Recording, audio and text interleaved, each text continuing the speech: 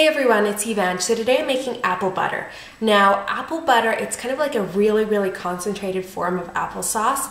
It's not really jam because it's not gelled, but you'd use it in the same way that you would use jam, like spreading it on toast or whatever. And it's really easy to make. You basically just need a ton of apples. Now, these apples came from my friend's tree, and they're tiny, but they're like really tasty. And also they don't have worms in them, which I think is awesome. They're just like really great apples. I think it's a climate thing here. I don't think any of the apples around here are prone to getting worms. See, there's just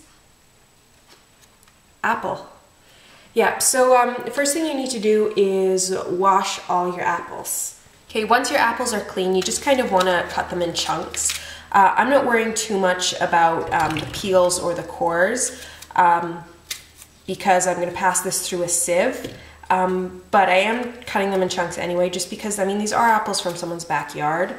So in case there are worms, I want to be able to not cook those.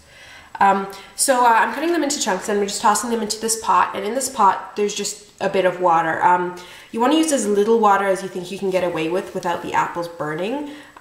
Because it's just going to make it take less time in the long run because you want to cook the water out. So just a little bit of water so that when I cook these, they don't burn or anything to start with. So yeah, I'm just cutting up all the apples into chunks.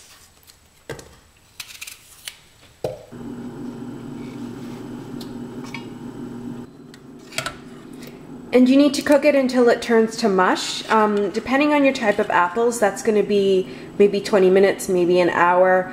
And then I cook it like quite a bit longer too, just to make it even more mushy.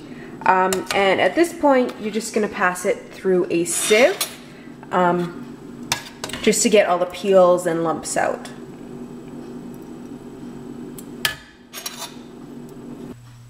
Once all the apple pulp has been passed through the sieve and it's very smooth and uniform, just put it back in the pot. And then you just want to cook it on low until it's reduced and is quite thick. Once your sauce has reduced to a consistency that you like, you can add some sugar. Now, traditionally this is made without sugar. You just cook it down until the sugars that are naturally in the apples caramelize, but I like to add sugar. So I'm just gonna add a bit of sugar. Don't do this at the beginning, do it at the end because obviously you're cooking it down, and when you sweeten it to a point that you like, then you cook it down and then it's gonna be too sweet. So I'm just adding a bit of sugar.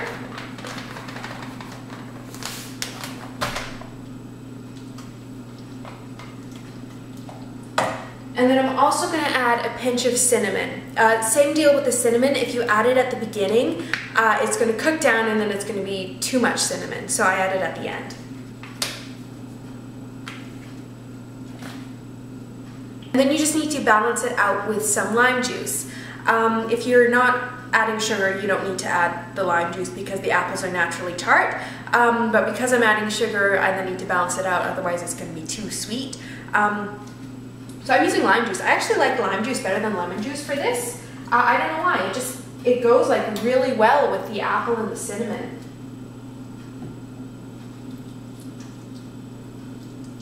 And then you just need to cook it for a couple minutes more to make sure like the sugar's dissolved and just to kind of bring together all the flavors.